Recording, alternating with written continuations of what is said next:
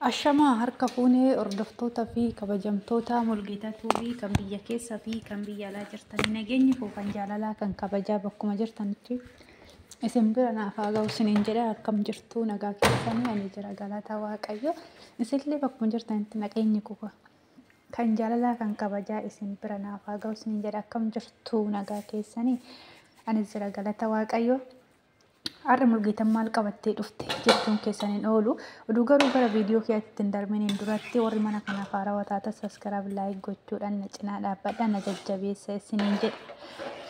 Innaa mul'atan maal qabattee dhufte hoo jettaniif mul'atanii waan qabattee dhufte har'a najjaashii fi fakkaatota akka najjaash jechuudha. Kan isa wajjinii waan hin taane bahaar irratti hojjechaa turan jechuudha. Jarri suni mana hidhaa seenanii akkuma beektanii mana hidhaa seenanii turan jechuudha. Najjaashii fi warri najjaash wajjiniin waan bahaar irratti dalagan jechuudha. Dhaggaatti tortasinis innaa jarri suni maal ta'arree mana hidhaa keessamu jiran isaanii jechuun keessaniin oolu. Har'a najjaashii fi fakkaattiin akka najjaash jechuudha. Kan isa wajjiniin waan hin taane bahaar irratti raawwatee mana hidhaa seenee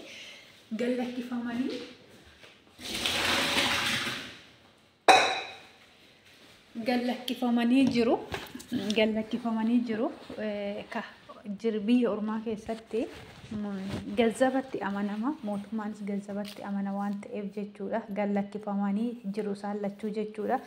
Bahanii hoo odoo mana hin ga'inuu jechuudha. Viidiyoo waraabanii jechuudha.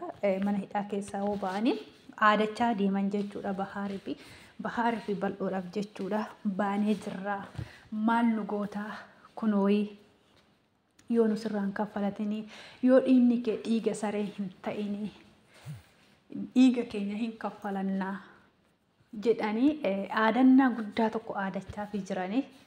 Dhugaa namni kun bakka haga lubbuun isaa ba'utti kajeela. Najjaash amma gisee bahaar harka jiru odoo mana hidhaa seeniniin dura waan inni ta'aa ture. Akkasuma mucaan najjaash wajjin jiru kun jechuudha. Waan inni ta'aa ture.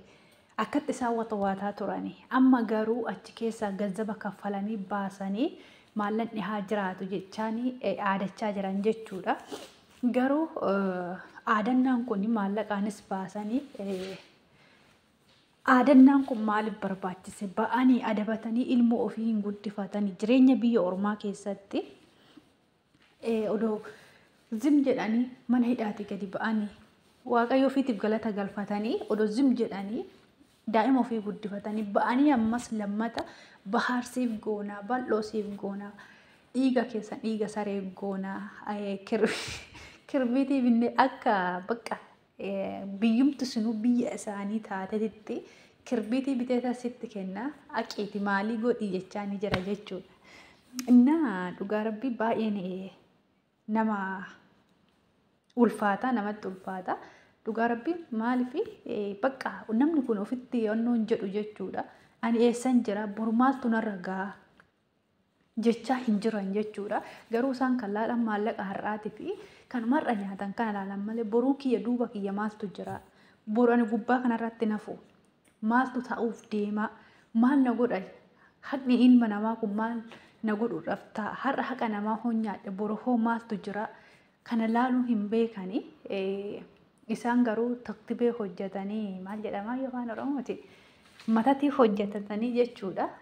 Isaan maallaqa namaa nyaachuu jireenya namaa balleessuuni har'aaf itti fakkaate malee boruu fi akka itti gaafataman akka itti gubatan inuma beekan jechuudha. Mee viidiyoo kana laallee walitti deemina na wajjin tura.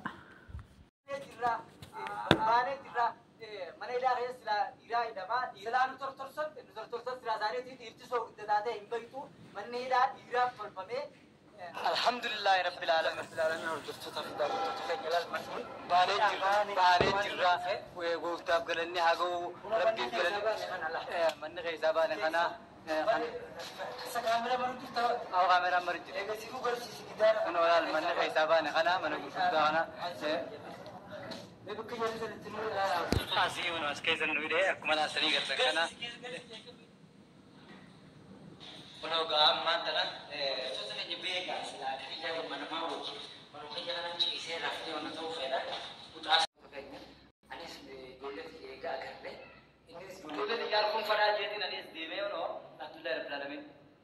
أتما منا هي جبانة منا إساتي يانا منا إساتي يانا Innaa akkatti aadachaa fi jiranii baanee jirra maal nu gootaa dhiinni kee dhiiga saree ta'uu hedaa jechaan bal'oo fi bahaarii aadachaa jiru. Dhugaa bakka sammuun isaanii hin dalagu jireenya boruutiif akkamitti ilmoo tana guddifadhee jedhanii yaadan jiran uummanni kun dhugaa rabbii uummata sammuun isaanii xash jedhee deemaa jiru. Innaa